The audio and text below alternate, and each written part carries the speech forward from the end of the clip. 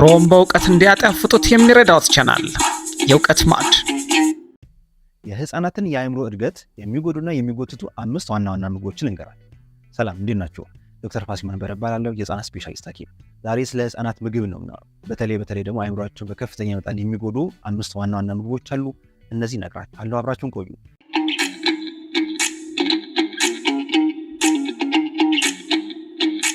በዛሬ ቪዲዮአችን እያንዳንዱን ጎጂ የሆኑ ምግቦች እነግራችኋለሁ።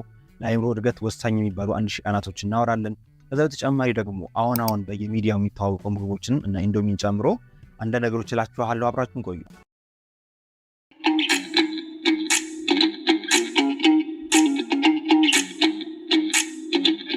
ኑሮውን በእውቀት እንዲያጣፍጡት የሚረዳዎት ቻናል የእውቀት ማዕድ። የህፃናት የአእምሮ እድገት የሚጀምረው ገና ከተጸነሱ ጀምሮ ነው። ከተወለዱ ጀምሮ አይደለም፣ ከተጸነሱ ጀምሮ ነው። ያ ማለት የመጀመሪያዎቹ 1000 ቀናቶች በጣም ወሳኝ ናቸው። 1000 ቀናቶች የሚባሉት በነገራችን ላይ እርግዝና ከተጀመረ ዴይ 1 የመጀመሪያ ቀን ይጀምራል። ስለዚህ እርግዝና ሲጀመር እናት ሬዲ መሆን አለባት። ያ ማለት ከእርግዝና በፊት አመጋገቧን ማስተካከል አለባት። በእርግዝና ወቅት አመጋገቧን ማስተካከል፣ ከእርግዝና በኋላ በጡት ጥሩ ምግብ እንዲያገኝ ምግቧን ማስተካከል አለባት። ታዲያ የህፃናት እድገት የመጀመሪያዎቹ 1000 ቀናቶች የሚባሉት የትኞቹ ናቸው? የመጀመሪያ 1000 ቀናት የሚባለው በእርግዝና ወቅት ያሉ 9 ወራት ፕላስ ከዛ በኋላ ደግሞ ከተወለደ በኋላ ያሉ 2 ዓመታት። እነዚህ አንድ ላይ ስንደምራቸው ቀናቶችን 1000 ቀናት ይሆናሉ። በእነዚህ ቀናት የምናደርጋቸው ማንኛውም ነገሮች ጥሩም ይሁን መጥፎ የልጁ የአእምሮ እድገት ላይ ከፍተኛ አስተዋጽኦ ያደርጋል። የህፃናት አእምሮ እድገት በዋነኝነት ኮግኒቲቭ ዴቨሎፕመንት የምንለው የማሰብ፣ የማሰላሰል፣ የማስታወስ፣ ነገሮችን የማመዛዘን እንዲሁም ደግሞ ነገሮችን የመማር ብቃት፣ እነዚህ ኮግኒቲቭ ዴቨሎፕመንት እንላቸዋለን። ታዲያ ይህን ኮግኒቲቭ ዴቨሎፕመንት እንዲያድግ እንዳልኳችሁ እናት በእርግዝና ወቅት ለምሳሌ አመጋገቧን ካላስተካከለች፣ በቂ የሆነ ፎሌት፣ ፕሮቲን፣ ኦሜጋ 3 ያላቸው ምግቦች ካላገኘች ልጁ ሊጎዳ ይችላል። ከዛ በተጨማሪ ደግሞ በእርግዝና ወቅት ኢንፌክሽኖች ካሉ ለምሳሌ ሳይቶሜጋሎ ቫይረስ የሚባል ኢንፌክሽን አለ፣ ጭንቅላት የሚጎዳ ዚካ ቫይረስ የሚባል አለ፣ በሚዲያ በብዛት የሚታወቀው፣ ሌሎች ቫይረሶች። ስለዚህ በእርግዝና ወቅት የተከሰተ የምግብ እጥረትም ሆነ የኢንፌክሽኖች የቫይረስ የባክቴሪያ ዋቴቨር ኢንፌክሽኖች ካሉ እነዚህ የአእምሮ እድገትን በጣም ያቀጭጫሉ።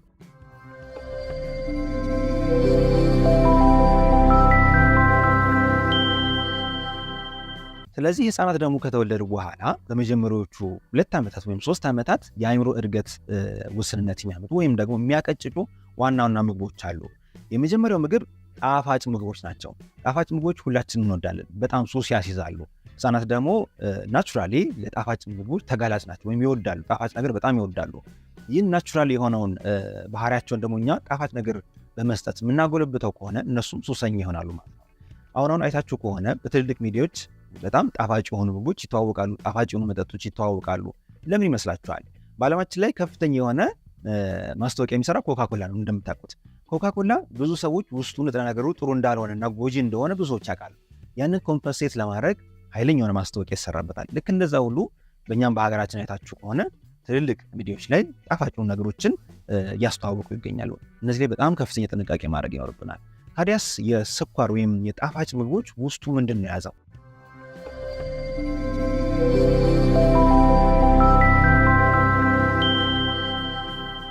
በዋነኝነት ግሉኮስ የሚባል ንጥረ ነገር ነው። ግሉኮስ እና ፍሩክቶስ። ግሉኮስ በባህሪው 2 ነገር ያመጣል። አንደኛው ኮግኒቲቭ ዴቨሎፕመንት ወይም የአእምሮ እድገትን ያቀጭጫል። እንዴት ነው የሚያቀጭጨው? የመጀመሪያ አቴንሽንን በመቀነስ አቴንሽን በጣም እንዳይኖራቸው ያደርጋል። ነገሮች ላይ ፎከስ አድርገው ረጅም ሰዓት እንዳይቆዩ ያደርጋል። ሁለተኛ ደግሞ ሱስ ያስይዛል። ማንኛውም ጣፋጭ ነገር ወይም ደስ የሚለን ነገር ሱስ የማስያዝ ባህሪ ያለው እና በጊዜ ሂደት ሱስ ውስጥ ይገቡና ህፃናት ያለዛ ነገር ሌላ ምግብ አይወዱም ማለት ነው። ሶስተኛው ደግሞ ግሉኮስ ወይም ጣፋጭ የምንለው ነገር ብሬን ኢንፍላሜሽን ወይም የአእምሮ መቆጣት ሊያመጣ ይችላል። ብሬን ኢንፍላሜሽን ስንል እንግዲህ ሁሉም በአንድ ይቆጣል ማለት አይደለም፣ ወይም ኢንፌክሽን ይዘዋል ማለታችን ግን አይደለም። የተወሰኑ ቦታዎች ላይ በተለይ ለአቴንሽን፣ ለሜሞሪ ወይም ለትኩረትና ለማስታወስ የሚጠቅሙ ዋና ዋና ቦታዎች ላይ መቆጣት ሊያመጣ ይችላል። በነገራችን ላይ ስኳር በከፍተኛ መጠን የሚወስዱ ህፃናት ለኤዲኤችዲ ያ ማለት አቴንሽን ዲፊሲት ሃይፐርአክቲቭ ዲስኦርደር ወይም አቴንሽን ማጣትና የመቅበዝበዝ ችግር ተጋላጭ ይሆናሉ። ከዛ በተጨማሪ ደግሞ በረጅም ጊዜ ሂደት አዋቂዎች ሲሆኑ እና አልዛይመርስ የሚባሉ የመርሳት ችግሮች ዲሜንሻ፣ እንደዚህ የመሳሰሉት ሹገር ሌቭላችን ከፍ ካለ በአዋቂ ሌቭል አልዛይመርስ ይከሰታል፣ በህፃናት ሌቭል ደግሞ ኤዲኤችዲ ይከሰታል ማለት ነው። ሁለቱም የስኳር ችግሮች ናቸው ማለት ነው። ስለዚህ እንዳልኳችሁ ስኳር ሜሞሪን ይቀንሳል፣ አቴንሽን ይቀንሳል፣ ሁለተኛ ብሬን ኢንፍላሜሽን ያስከስታል፣ ሱስ ይሆናል ማለት ነው። በነገራችን ላይ ይህ በጥናት የተደገፈ ነገር ነው የምነግራችሁ። በቻይና ሀገር 325 ህፃናትን ያጠና አንድ ጥናት ነበረ። በምስሉ ላይ እንደምትመለከቱት ከሆነ በዚህ ጥናት ላይ እድሜያቸው ከ4 ዓመት እስከ 7 ዓመት ያሉ ህፃናትን አጥንተው ነበረ።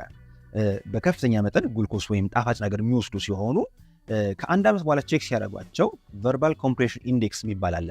ቨርባል ኮምፕሬንሽን ኢንዴክስ ማለት የአእምሮ ነገሮችን የማስታወስና የማስተዋል ብቃታችን የመዘነ ኢንዴክስ መለኪያ ነው።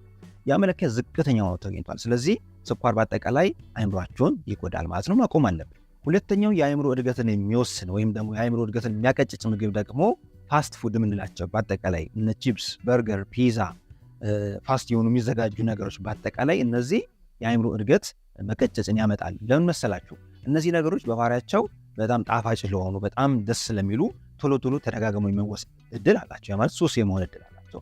የዛኔ ልጆች ከሌላ ምግብ ተመጣጣኝ የሆነ ነገር ዋና ፕሮቲን፣ ኦሜጋ 3 ወይም ሌሎች ለአእምሮ እድገት በጣም ወሳኝ ነገሮችን ማግኘት የነበረባቸውን በእነዚህ ምግቦች ሙሉ ይታቋቸዋል። ስለዚህ ፋስት ፉድ የሚባሉት በካፌም ሆነ መንገድ ላይ የሚዘጋጁ ቺፕስ የመሳሰሉት በሙሉ ችግር ያመጣሉ። በነገራችን ላይ ቺፕስ የምንለው ነገር ለአእምሮ እድገት ብቻ ሳይሆን ለጨጓራም ችግር ያመጣል። ለምን?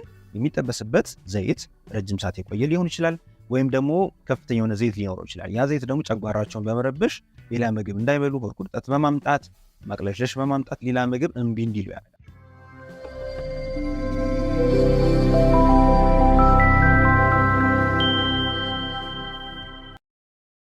ከዛ በተጨማሪ ደግሞ ይሄ ኮሽኮሽ የሚለው ራሱ ጣዕሙ በጣም ለየት ያለ ስለሆነ ሱስ የማስያዝ እድል አለ። ሶስተኛው ምክንያት ደግሞ ይህ ቺፕስ የምንለው ነገር በውስጡ ከፍተኛ ጨው ሊይዝ ይችላል። ከፍተኛ ጨው እንግዲህ ማንኛውም የተጠበሰ ነገር ውሃው ይተንና ጨው ይቀራል። ስለዚህ በጣም ይጣፍጣል፣ በጣም ሳልቲ ነው የሚሆነው። ስለዚህ ህፃናት ያንን በጣም ይወዱታል። ጨው ደግሞ ምን ያመጣል? አንዳንድ ጊዜ ኩላሊት ችግር ያመጣል፣ አንዳንድ ጊዜ ደግሞ አላስፈላጊ ውፍረትም ሊያስከስት ይችላል ማለት ነው። ስለዚህ ፋስት ፉዶች በአጠቃላይ መቆም አለባቸው ማለት ነው። ሶስተኛው የአእምሮ እድገት የሚያቀጭጩ ምግቦች ደግሞ ካፌን የያዙ ምግቦችና መጠጦች። ካፌን ብዙ ነገሮች ላይ ይገኛል። በዋነኝነት ቸኮሌት ሊሆን ይችላል። ከዛ በተጨማሪ ቡና፣ ሻይ፣ እንዲሁም ደግሞ አንዳንድ ኬኮች፣ ከረሜላዎች፣ ኢቭን በርገሮች አንዳንዶቹ በውስጡ ቸኮሌት በማድረግ ወይም ካፌን ያላቸው ነገሮች በማድረግ የካፌ መጠናቸው ከፍ ያለ። ይሄ ለምንድነው? ሱስ ያስይዛል። አንዴ ከተያዝን በሱስ ደግሞ ያን ደጋግሞ ማድረግ እንፈልጋለን። ሌላው ደግሞ ኢነርጂ ድሪንክስ የምንላቸው በተለይ ሬድ ቡል፣ እነዚህ የመሳሰሉት ጉልበት የሚሰጡ ሪል ጉልበት ሰጥተውን ሳይሆን አእምሯችን ያነቃቃሉ። ካፌን ነው ያነቃቃል። ለምሳሌ ሻይ ቡና ውስጥ ካፌን አለ፣ ያነቃቃል፣ የታወቀ ነው። ህፃናት እነዚህን ደጋግሞ ሲወስዱ ሁለት ነገር ያስከስታል። አንደኛ ሃይፐር አክቲቭ ያደርጋቸዋል። ኮንጥንጥ ይሆናሉ፣ አቴንሽን አይሰጡም፣ እዛም ማለት ይፈልጋሉ። ስለዚህ የካፌን የሚባሉ ንጥረ ነገር መቆጣጠር ያቅታቸዋል። ሁለተኛው ችግር ደግሞ አሲድ ያመነጫል። ጨጓራችን ውስጥ በከፍተኛ መጠን አሲድ እንዲመነጭ ያደርጋል። እንደምታውቁት ያው ሻይ ቡና ምናምን የሚጠጡ ሰዎች ትንሽ ጨጓራቸው ይረበሻል አይደለ? ህፃናትም እንደዚሁ ሳያውቁት ወይም ምልክቱን ሳይናገሩ ሆዳቸውን ሊያማቸው ይችላል። በዛ ምክንያት ሆዳቸው ውስጥ ጋዝ ለምሳሌ ሲበዛ ሆዳቸው ንፍት ይላል፣ የጠገቡ ይመስላቸውና ምግብ እምቢ ይላሉ።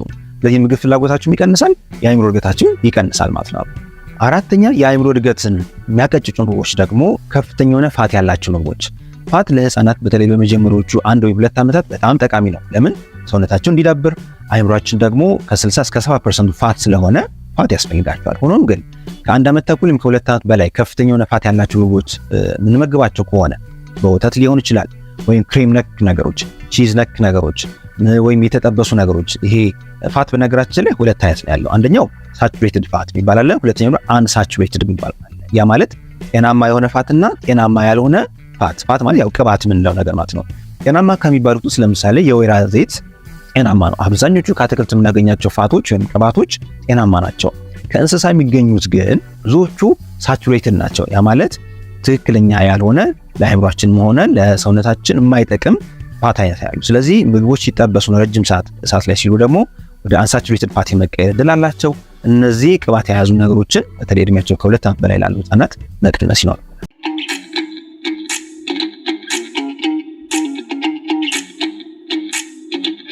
ኑሮውን በእውቀት እንዲያጣፍጡት የሚረዳዎት ቻናል የእውቀት ማዕድ።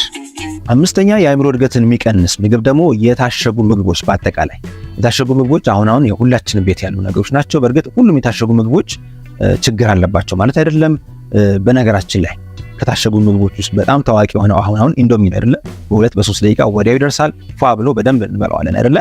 ታዲያ ይህ ነገር አንድ ጥናት ለየት ያለ ነገር ይዞ ወጥቷል። ታዲያ ይህ ጥናት ምንድን ነው የሚያመጣው? ጥናቱ የተሰራው ማሌዥያ በምትባል ሀገር ነው። ማሌዥያ ውስጥ ያው ብዙ ኢንዶሚ አለ፣ ይመረታል፣ ብዙ ይጠቀማሉ እና ከ36 ሳምፕል ውስጥ በ11ዱ ላይ ኢታይሊን ኦክሳይድ የሚባል ካንሰር የሚያመጣ ኬሚካል ተገኝቷል። ወዲያ ነው ባን ያደረጉት። በዛ ምክንያት ይህን ነገር ማሌዥያ ይህን ስታደርግ ታይዋን ቀጠለች። ከዛ ከአፍሪካ ሀገራት ደግሞ ናይጄሪያ ይሄ ኢንዶሚ በተለይ ደግሞ ቺክን ፍሌቨርድ የምንለው ኢንዶሚ ተከልክሏል። እርግጥ ብዙ ሀገራት ላይከለክሉት ይችላሉ። ሆኖም ግን እነዚህ የታሸጉ ነገሮች ጥርጥር የሚፈጥሩ ናቸው። እንግዲህ እኛ ሀገር ያለው ኢታይሊን ኦክሳይድ ይኖረው አይኖረው አናቅም። ስለዚህ ባጭሩ የትኛውን ብራንድኛ ለመንቀፍ ወይም ለማንቋሸሽ አይደለም ነገራችን። ይህ ነገር ያዘጋጀ ነው የታሸጉ ነገሮችን በተቻለ መጠን መቀነስ ይኖርብናል። የታሸጉ ነገሮች እንግዲህ ከእህል ዘሮች ሊሆኑ ይችላሉ፣ ከፍራፍሬ ሊሆኑ ይችላል። ፍራፍሬዎች በአጠቃላይ የታሸጉ መሆን የለባቸው። ፍሬሽ እንደሆኑ ቀጥታ ከገበያ እንደተገዙ አጥበን መጠቀም ይኖርብናል። የእህል ዝርያዎች ብዙ ጊዜ የመበላሸት እድላቸው ዝቅተኛ ነው። ሆኖም ግን ስቲል የታሸጉ ነገሮች ፕሪዘርቫቲቫቸው ወይም ኬሚካሎች አሉ። እነዛ ኬሚካሎች ረጅም ጊዜ እንዲቆይ ያ ምግብ የሚይዙ ስለሆነ እንዳይበላሽ ስለሆነ እነዛ ኬሚካሎች ራሳቸው አእምሮ እድገት ውስንነት ያመጣሉ፣ ካንሰር ይብን ሊያመጡ ይችላሉ። በነገራችን ላይ የኢታይሊን ኦክሳይድ ያልኳችሁ የካንሰር አይነቶቹ የደም ካንሰር ሊሆን ይችላል፣ ሌሎች የአእምሮ ካንሰሮችና የብረስት ካንሰር ሊያመጣ እንደሚችል ጥናቶች ያረጋግጣሉ። ስለዚህ እነዚህ ነገሮች ማስወገድ ይኖርብናል። እነዚህ 5 ዋና ዋና የነገርኳችሁ ነገሮች ማስወገድ ይኖርብናል ማለት ነው። ኑሮውን በእውቀት እንዲያጣፍጡት የሚረዳዎት ቻናል የእውቀት ማዕድ